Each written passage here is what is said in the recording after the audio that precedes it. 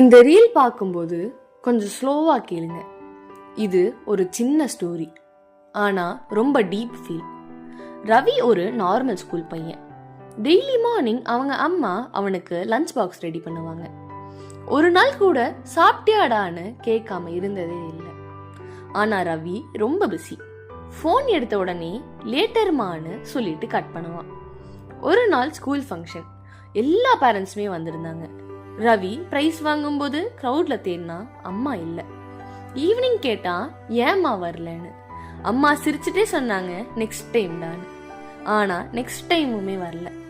ஒரு நாள் ரவி எழுந்து பார்க்கும்போது வீடு ரொம்ப சைலண்டா இருந்துச்சு. ஹாஸ்பிட்டல்ல சொன்ன ஒரு வார்த்தை போதும், சாரி.